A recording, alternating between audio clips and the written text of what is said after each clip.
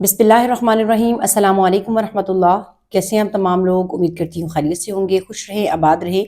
आज मैं कुरान की एक आयत आपके सामने रखने जा रही हूँ। मैंने वीडियो बनाई थी टॉक्सिक पर्सन पे, तो उसके हवाले से मैं जो है ना इस टॉपिक को डिस्कस करना चाह रही हूँ, क्योंकि मेरी तमाम वीडियोस जो है वो उन्हीं चीज़ों के हवाले से होती हैं जो माशरे में ज़्यादा बिगाड़ पैदा कर रही हैं। मेरा काम ये बनता है कि अगर मुझे अल्लाह ताला ने इतनी ताकत दी है, अगर मेरे पास इतना यानी कि इतने रिसोर्सेज हैं कि मैं कुछ हक की बात कर सकती हूँ, कुछ अच्छा कर सकती हूँ, तो मेरा फिर फ़र्ज़ बनता है कि मैं आप तक अल्लाह का पैगाम पहुँचाऊँ। तो देखिए, अल्लाह ताला ने कुरान मजीद में फरमाया है कि उनकी तरफ से झगड़ा ना करो जो खुद अपनी ही खयानत करते हैं, यकीनन दगाबाज गुनाहगार अल्लाह ताला को अच्छा नहीं लगता। ये सूरत निसा की आयत है। ये है आयत नंबर 107 से लेके ना आयत नंबर, और मैं यहाँ तक पढ़ूंगी 110 तक। इसका तर्जुमा पढ़ूंगी, आप खुद सूरत निसा की आयत 107 से लेके 110 को तर्जुमे के साथ पढ़ें और उसको समझें कि अल्लाह आपको कैसे ऐसे लोगों से बचने के लिए कहता है जो लोग आपके जो है ना घरों को तोड़ने के लिए प्रोपगंडाज करते हैं, और वो कितने शातिर लोग होते हैं कि वो अपनी बात को किस तरह से मनवाना जानते हैं। ठीक है, इसलिए मैं कहती हूँ कि हर चीज का जो हल है ना वो आपके पास ये किताब है कुरान मजीद। इसके अलावा आपके पास आपके मसाइल का हल किसी इंसान के पास नहीं है, क्योंकि आपको अल्लाह ताला ने पैदा किया, आपके रिज्क का इंतजाम कर रहा है, आपको हर चीज अल्लाह ताला प्रोवाइड करके दे रहे हैं, तो आपके मसाइल का हल भी अल्लाह ने ही देना है।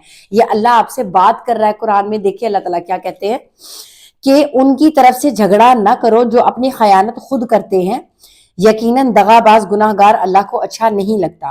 वो लोगों से तो छुप जाते हैं लेकिन अल्लाह ताला से नहीं छुप सकते। वो रातों के वक्त जबकि अल्लाह ताला की नापसंदीदा बातों के खुफिया मशवरे करते हैं, इस वक्त भी अल्लाह इनके पास होता है, उनके तमाम अमाल को वो घेरे हुए है। हाँ, तो ये हो तुम लोग कि दुनिया में तुमने इनकी हिमायत की, लेकिन अल्लाह के सामने कयामत के दिन इनकी हिमायत कौन करेगा?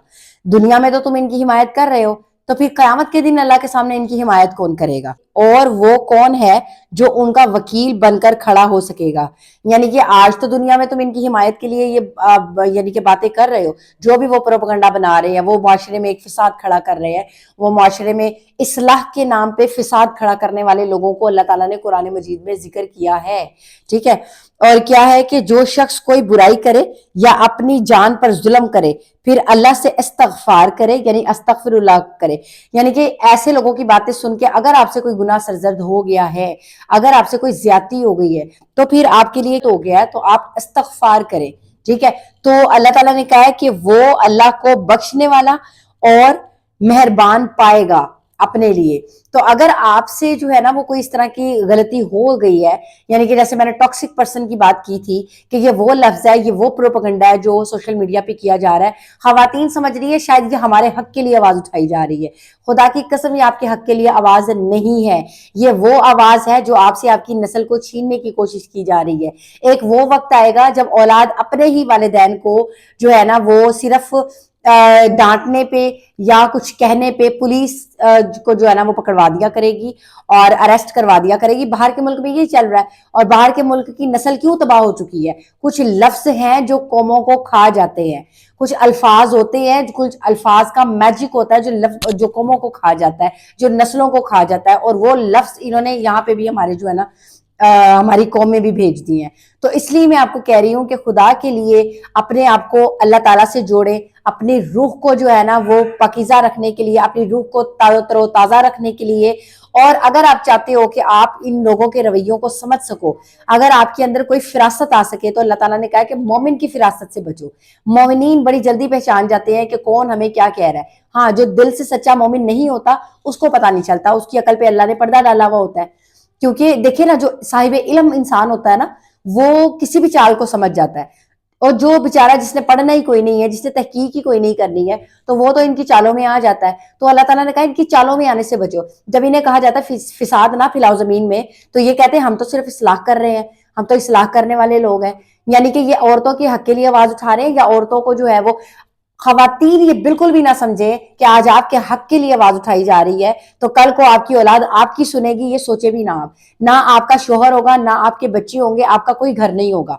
और ये जो मर्द हजरात हैं ये भी اگر یہ کسی بھی چیز سے مطلب پہلے یہ پروپیگنڈا پھیلایا ہوا تھا کہ جی مرد ایک مرد ہوتا ہے اور اس کو جو ہے نا وہ گھر میں عورت کے ساتھ نرم رویے سے بات نہیں کرنی چاہیے، اس کا نتیجہ آج یہ نکلا ہے کہ آج ان لوگوں کو جگہ مل گئی ہے۔ اللہ تعالیٰ نے دنیا کو ایک ترازو میں رکھا ہوا ہے، اچھائی ختم ہوگی تو برائی کا پلڑا بھاری ہو جائے گا، برائی کو جو ختم ہوگی تو اچھائی کا پلڑا بھاری ہو جائے گا۔ تو اب یہ آپ کے ہاتھ میں ہے، آپ نے کس طرف کا جھکاؤ کی طرف جانا ہے۔ نبی علیہ الصلوۃ والسلام نے فرمایا قیامت کے دن جو شخص جس کی پیروی کرے گا اسی کا ساتھ اٹھایا جائے گا۔